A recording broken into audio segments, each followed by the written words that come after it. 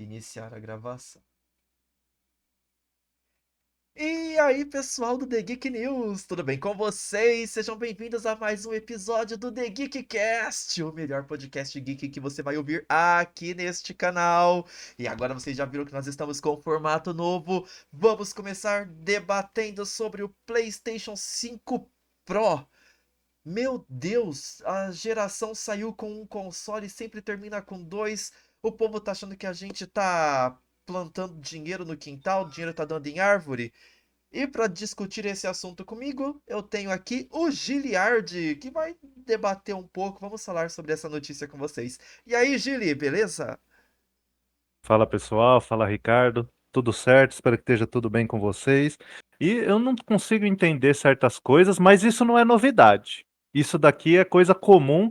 Eu acho que o pessoal ou é muito jovem ou está se esquecendo dos detalhes. Você não acha isso também, Ricardo? Eu acho, porque nós já vimos o PlayStation 4, que saiu o PlayStation 4 Pro, tinha o Xbox, o One, que depois saiu a versão também atualizada, mas antes disso nós já tínhamos também outras empresas fazendo a mesma coisa, tipo a Dona Nintendo, né? Dona Nintendo com suas revisões de hardware.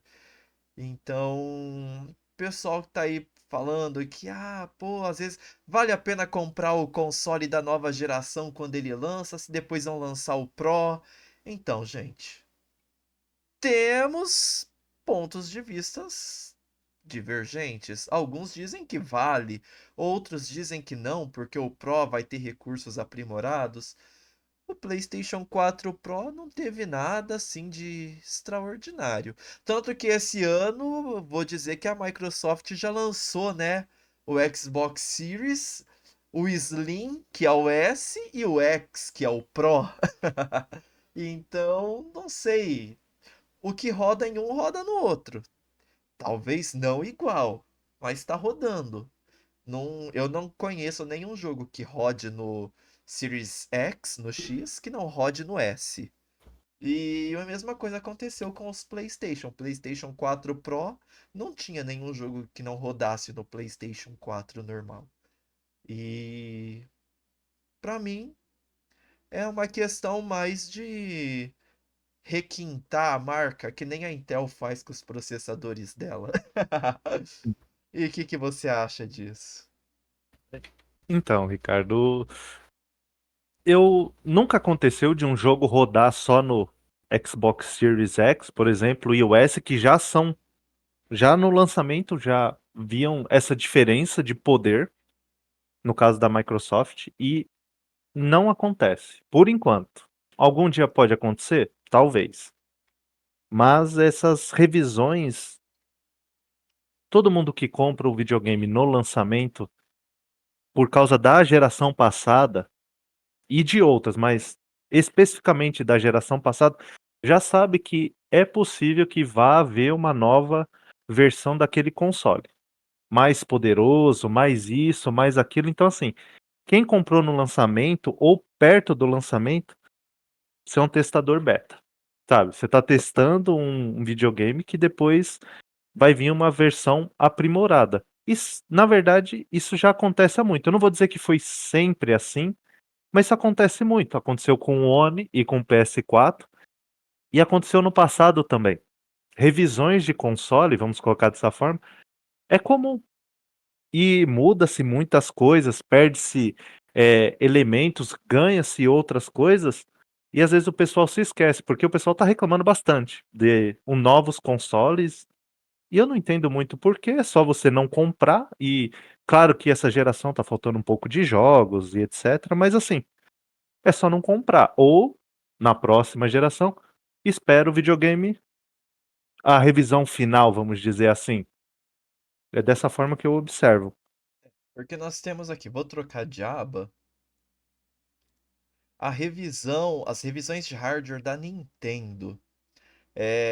Que aqui a Nintendo Blast publicou, né, sobre algumas das revisões, ó, Game Boy Pocket para o Color e do Wii, sabe? Muita coisa assim a Nintendo já fez.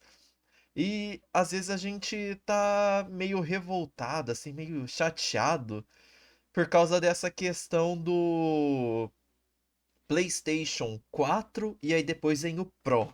O 5 e agora pode vir o PlayStation 5 Pro. Mas a própria Sony, ela fez com o PlayStation 1, 2 e 3. Só que em vez de fazer o Pro, ela lançou o Pro e depois ela lançou o Slim, que eram versões menores. E o pessoal geralmente aproveitou, né? Porque o Slim, ele era menos, não era menos potente, mas era menos caro. Então muita gente comprou o PlayStation 1 grandão, que aí passava um tempo, dava problema no canhão, tinha que deixar ele de cabeça para baixo para poder ler os jogos. Aí saiu o Slim, que não precisava disso, PS1. Às vezes tinha que deixar de cabeça para baixo também, a primeira versão dele que saiu, porque esquentava. Mas tá aí. O PlayStation 2 também, ele já vinha com aquele suporte horroroso para deixar em pé, aí veio o PlayStation 2 Slim, que tem uma base muito parecida com a que o PlayStation 5 tem hoje para você deixar ele em pé para evitar que ele aquecesse, porque ele também esquentava dependendo dos jogos. Agora quem fazia o contrário disso era a Nintendo, que ela tinha lá o seu Game Boy Classic, lançou a revisão Game Boy Pocket, que era uma versão pequena, com as mesmas capacidades do Game Boy, e lançou o Color. E aí começou a ter jogos de Game Boy exclusivos para o Color. E aí aconteceu de novo no futuro com os Nintendo DS. O DS e o DS Lite eram, o Lite era uma revisão do DS, mas uma revisão principalmente da carcaça. E aí lançou o DSi, tinha jogo exclusivo de DSi que não rodava nem no DS nem no Lite. Lançou-se o 3DS e aí lançou o New 3DS, com jogos que rodavam no New e não rodava no 3DS. Exemplos do que eu tô falando. Lá no Game Boy, Pokémon Gold e Silver rodava no Game Boy Pocket, no clássico. Pokémon Crystal só roda no Game Boy Color e é um dos jogos mais populares. Inclusive, você coloca o Pokémon Crystal num Game Boy preto e branco, aparece escrito na tela: esse jogo é exclusivo para Game Boy Color. Se conseguiu ler o cartucho e falar que é exclusivo de Game Boy Color, por que que não rodava no Game Boy normal?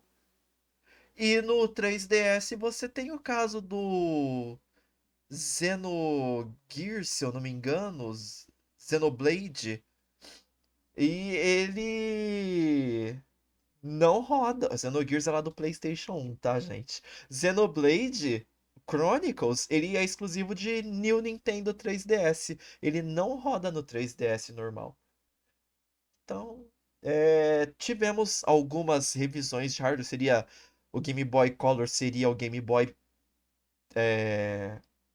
Pro. E o New Nintendo 3DS seria o 3DS Pro. E eles tinham jogos que não rodavam nos seus antecessores. Ao contrário do que acontece aqui com a Sony e ao contrário do que aconteceu com a Microsoft. Vou até trocar de aba aqui, ó, para a gente poder conferir isso. Então, temos essa questão aí. Eu acho que assim, no início da geração eu não compraria um console por dois motivos. Uma porque vamos descobrir os que vêm com os problemas, a possível luz azul da morte lá do Xbox, As três luzes vermelhas. as três luzes vermelhas da morte e o preço.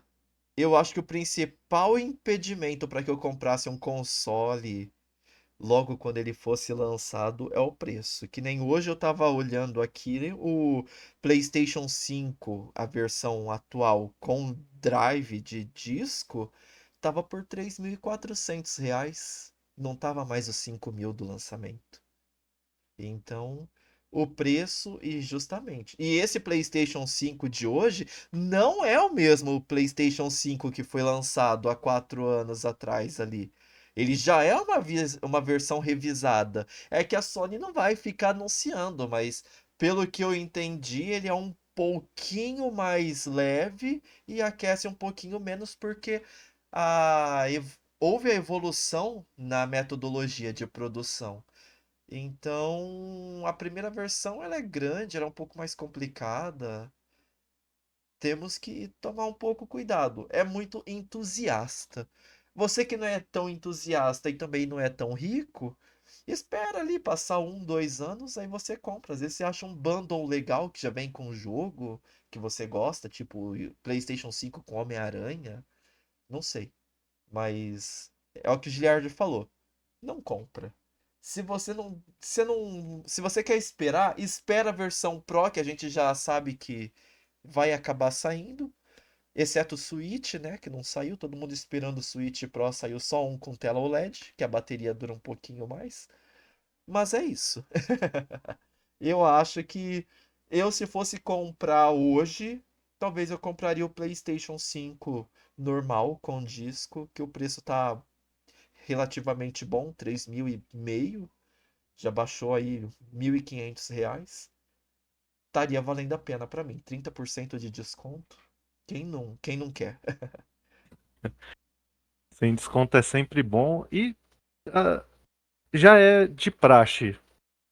No caso, aí tem que esperar mais uma geração, porque tem aquela ideia de que as gerações podem terminar, né, de videogames, encerrar, e aí vir serviços de assinatura. Eu não sei como vai ser o futuro. Mas se na próxima geração as pessoas não precisar, se você consegue esperar, ou sei lá, o meu caso foi, eu tinha o meu Xbox One Slim, Slim não era o videocassete, era o Slim, já uma revisão de hardware, não é o parrudão, o 4K lá, é o Slim, e ele pifou, ele quebrou, e aí era uma época daquela doença, sabe, gente? E aí eu preferi comprar o videogame novo do que sair de casa, levar para arrumar e etc. E aí eu preferi o Series S, praticamente no lançamento. 4 meses depois do lançamento, eu acabei comprando o videogame. E foi apenas por isso, mas já sabendo do risco de que talvez não é a política da Microsoft. O que roda no Series X tem que rodar no Series S. Claro, com menos performance e gráficos, mas existe o risco. Então, esse foi o único motivo, mas eu não compraria um videogame de início de geração por causa dessas revisões que acontecem. Igual o primeiro pessoal que comprou o Xbox 360 começou a ter uma série de problemas por causa das luzes da morte. Então, houve uma revisão do 360 e a melhoria, a versão final dele hoje é muito boa. Se existir alguma versão nova, ela vai estar zerada, com correções de defeitos de fabricação e etc, igual o Ricardo citou, com relação à refrigeração melhor, peças melhores, ou às vezes um pouquinho maior a velocidade de processamento, essas coisas acontecem. Prateamento vai acontecendo conforme vai passando. Então, eu diria, segurar o lançamento igual aconteceu aí na notícia, que é falado lá no título da notícia, sobre esperar o GTA, é apenas para vender o videogame e ter um motivo para chegar e falar: olha, gente, saiu o GTA, a gente tem um videogame aqui que é melhor, quando na verdade ele não vai entregar uma performance assim tão incrível quanto o pessoal acha. É uma tática das empresas e eu não compraria. Simples assim. Melhor esperar. Vamos ver aí no próxima geração, é melhor esperar a versão definitiva dos videogames. Exatamente, porque essa questão das revisões de hardware, elas têm muito a ver com o marketing também. Porque a gente pode ver, o PlayStation 5 já tá aí revisado e a Sony não anunciou, não falou, olha, nós vamos lançar um novo modelo de PlayStation 5 que tem aquece menos, tem melhor refrigeração, é mais leve. Não. Por quê? Porque não era interessante para ela. Agora, se de repente, vai lançar o GTA 6, de repente seja mais interessante o departamento de marketing, ó, vamos plantar ali que pode vir um PlayStation 5 Pro e aí ele vai ser lançado, vamos adiar ele para lançar junto com o GTA 6, porque aí GTA 6 é igual o Zelda, é igual o Pokémon, é um console seller. Então vai ser aquele jogo que Eu não tinha um console de nova geração porque não tinha nada que me interessava, mas agora saiu um jogo que me interessa, eu vou comprar o console porque vai ter esse jogo. Aí a pessoa escolhe, olha, no PlayStation 5 vai rodar 10% melhor do que no Xbox. Aí a pessoa vai lá e compra o PlayStation porque é o marketing. É mais um efeito de marketing do que um efeito prático. Ah, vai ter talvez algum desempenho melhor sobrando para uma coisinha ou outra? Pode acontecer. Mas o ideal é que o que rode em um rode em outro. Acredito que quando alguma empresa lançar. É que a Nintendo já fez isso e cagou, né, pro público, como ela sempre faz. Mas o pessoal ali, geralmente da Sony, da Microsoft, que não pode contar tanto com as suas franquias nostálgicas, que tem um apelo mais emocional do seu público, se é uma delas fizer a loucura de lançar um jogo que vai rodar na versão Pro e que não vai rodar na sua versão Standard ou na sua versão Slim, talvez ela vai criar uma intriga muito grande. A Nintendo fez o teste lá com o Pokémon Crystal e depois nunca mais ela lançou um jogo Pokémon que não fosse compatível com toda a sua geração. Ela fez o teste ali com o Xenoblade lá, o Chronicles, mas nunca foi com um jogo das suas franquias principais. O novo Zelda mesmo, ó, lançou pro Switch, o Breath of the Wild, mas também tinha ali a versão do Wii U, porque ela anunciou que seria lançado pro Wii U. Então, se ela pisasse na bola, muita gente deixou de comprar um Wii para comprar o Wii U por causa que sabia que ia vir o novo Zelda. Então, eu acho que minimamente ela se preocupou com o seu público, que não é costume da Nintendo fazer. Agora a Sony e a Microsoft, elas já costumam se preocupar um pouco mais, porque elas sabem que elas não têm todo esse apelo afetivo que a Nintendo tem. Eu acho que é isso. Sim. E para lembrar, se a Sony e a Microsoft quiser patrocinar o canal, ó, só entrar em contato depois dessa defesa espetacular, só entrar em contato aí através do e-mail e conversar com a gente que estamos aceitando aí uns A patrocínios. Nintendo também pode me patrocinar, mesmo que ela não se importa com a opinião do seu público, lança jogo tudo bugado e tudo, mas eu sou nintendista, né? Eu sou Pokémon, eu sou Zelda, eu sou Metroid, eu tenho aqui dois de cada console portátil dela, mas convenhamos, né? Uma coisa é você ser fã, gostar dos jogos, outra coisa é você aceitar ser feito de trouxa e continuar apoiando uma empresa que não tá nem aí pra você.